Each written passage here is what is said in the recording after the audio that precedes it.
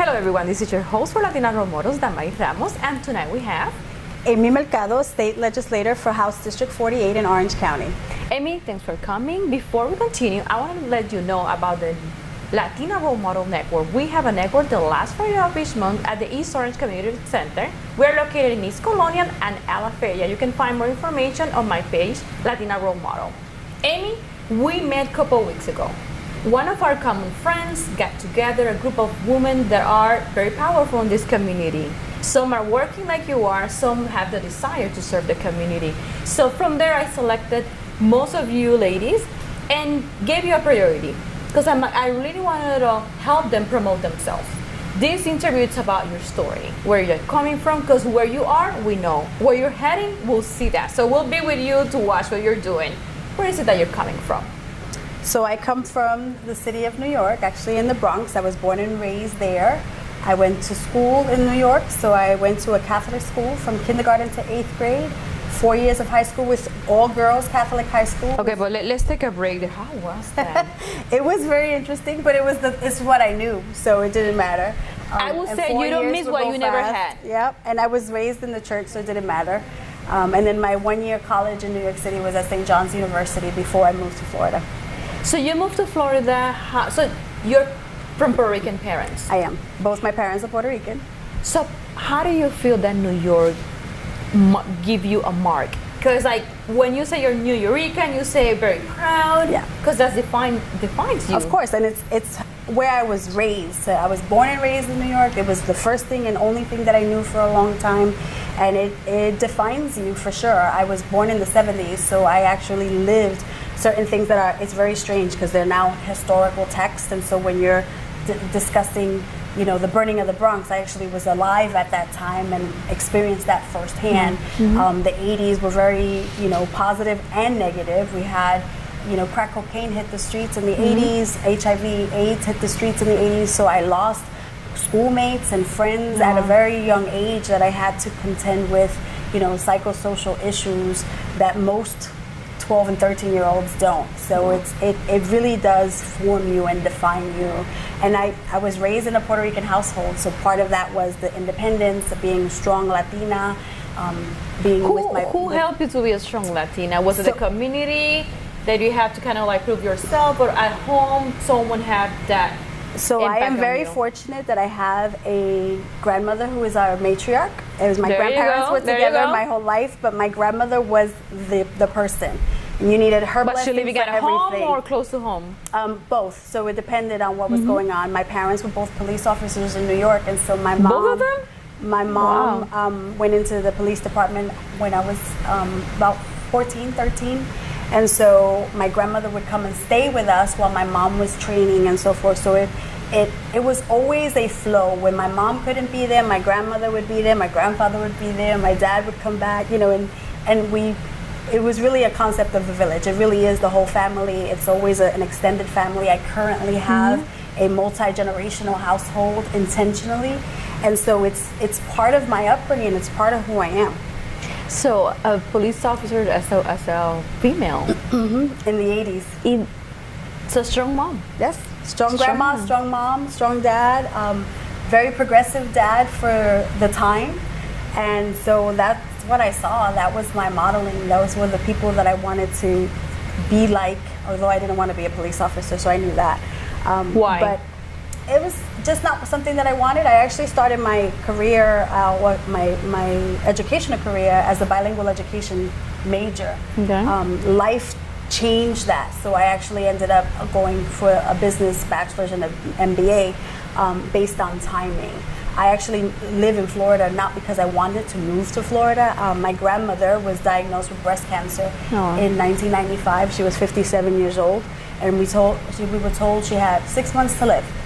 So I honestly moved here for what I thought was going to be a temporary time, 6 months for her to be able to come and stay with family because my parents had retired to Florida. So that's why we came. But it's, you know, life and the universe has its own thing for us, right? God has his own plan. And when we got here, she didn't like Marion County. She asked me, if you really want me to die, nena, si tú quieres que yo me muera, tú me sacas de este campo. fast and in a hurry. Because she was a New Yorker. She was still too. very active, very independent, and so we moved to Orlando because her son, my uncle, was stationed here in the Navy. So that's what we knew. When we have family, again, you gravitate to where you know and definitely the people that are going just to for be able the to help support. you. Yeah, and it's really more moral support than anything. But at least we had our immediate family nearby, and it made sense for us. So let's talk a little bit about your education. What was your goal with what's an entire career around business management? So my current job or position is Director of Operations. My entire life has been some form of administrative, operational, organizational management. And so when things transition with my grandmother, every time she would get sick, thank goodness she's still with us 23 years later, but every time she got sick and she would relapse and she had to do some form of long-term treatment, then I would stop school so that I could take care of her, because my first official adult job was within the healthcare system. So what I ended up doing was taking and leveraging 3 different experiences, 3 different backgrounds, but that tether, that leverage has always been organizational, operational management. And so I continued in that progression. I finished my degrees in the same process and the same pieces so that I understood, what was happening. And I went back to school later in life. My kids were already born. How many kids do you have? So there are 6 of them officially. 3 of them are bonus. 3 of them I birthed. 5 of them I raised. And they were all, at different times of their lives. And so our kids range from 32 to 20. So in that aspect, I was raising children. My husband we would tag team each other. I worked nights, he worked days. We had the same days off so we could have time together and be able to continue my studies, his studies. Wow. So it was truly blending of families, blending of need, and non-traditional. I mean, it was really a non-traditional education. From what I hear about your story, you have been able, honestly, to keep a balance, and your priority is family. Always. Yep. So grandma is definitely very close to your heart. Mm-hmm. And I'm pretty sure she's very proud of you and happy to have you, because you have stopped your life. You have changed your life. Oh yeah. We bought homes together. So she would live a mile away from me, and I bought her house and I bought my house. When she got sick, I sold my house. I moved into her house. You figure out what you need to do. And because it was so temporary, we never knew how long she really had. And honestly, you never really know. But because she had a diagnosis and she had things that she had to deal with, that really we never knew one surgery over the other and what was happening. So it was always revolving around her care. But you know what is very interesting? That you have probably lived your life around her as if that day is the last one. Right. Sometimes they said, what will you do if today is your last day? We never know when the last day. How will you change things if you know it's your last day? That's right. So with her diagnosis and those 6 months, you never know when the last day was going to come. That's right. So it is amazing. So you have been able to probably see her life differently. Mm-hmm. And enjoy it, right? So it's about faith and family. And for us, it was a defined, different. Most people are very, most Puerto Ricans, most Latinos are very conservative and more involved in the church. That wasn't necessarily our world. Our world was, yes, we were involved in our religious belief and our faith and within the Catholic Church, but my grandmother was the glue, or is the glue, that keeps all of us together.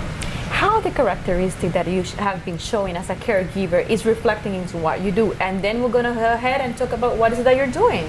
So it's actually the key thing that wraps everything together. I started out as a caretaker both for strangers and patients and my family, and so it is what I think I missed when you said that you being a caretaker. Tell me a little bit more. So I started my career in the emergency room in the South Bronx. Did you? So you name it, I've seen it. We've done it. We've tried to figure out life after that. And for the longest time, with my grandmother being so sick for so many years, we lived in different hospitals because I either worked in the hospital or she was being treated at the same hospital. And so you generate this empathetic nature. Some of that you have on your own, and then the rest you grow behind it. And so my entire life, My entire adult life has been taking care of people. So this background that you have, how it's impacting what is that you're doing right now? So tell me a little bit more about that. So it honestly is a natural progression, because you go from helping people that are really sick and their worst to helping your community, literally one person at a time, right? So my district right now is 150,000 people. Yeah. There's no way that you know that many people, or that you are going to deal with all of those people, but you impact truly and miraculously one life at a time. And they all come with their own needs, with their own background, their own cultural necessities. And so having that one-on-one, that face-to-face is very important to them. Specifically now, within the last year after Hurricane Maria, we ended up with evacuees, and it's really helping them one by one. The needs are very different. Some of them are going to be for housing. Some of them are to help navigate the education system. Some is, to help get through and get to and actually drive to the nonprofits that are the ones responsible for the services, because they don't have transportation. But it really depends on person to person. So the impact is one-on-one. It's very granular. And in this position, it's very important for it to be that way, because it's a local position, although I represent the local at the state level. You're very unique, I can tell. So what is it that is making the difference with you, that you say, well, this is definitely very distinctive of me, this is something that they really acknowledge? What is it, that area that you really are shining? The in one word is tenacity. I don't give up. No matter what life has thrown at me, my family, my children, we figure it out together. We come together as a family. We try to understand where we are, where we want to go. And in the process, we try to help other people that are dealing with the same things. This is going to be our second term for you, isn't it? Yes. What differences you want to make right now that looking back, you're like, let's make changes? What are those 3 changes that you're planning? So actually, they're all combined, and that is to keep fighting for the things that are necessary within our area. One of the main things that we have that we lack in my area alone is affordable housing. And our state government has decided that it took the funding that was already there. We've had funding for years.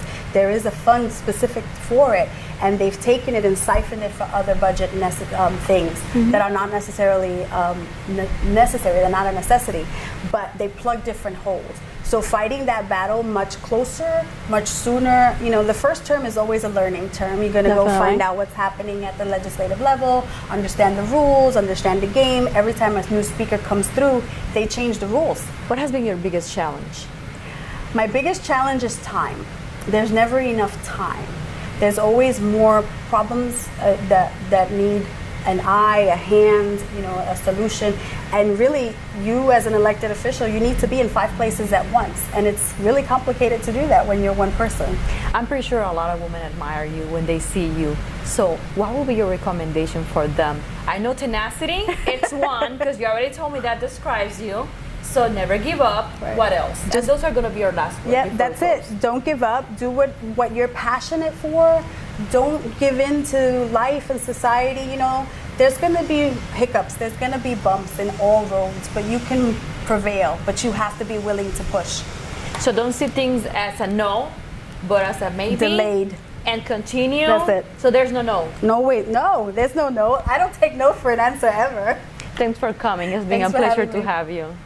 This has been Damaris Ramos for Latina Role Models. Thank you and good night.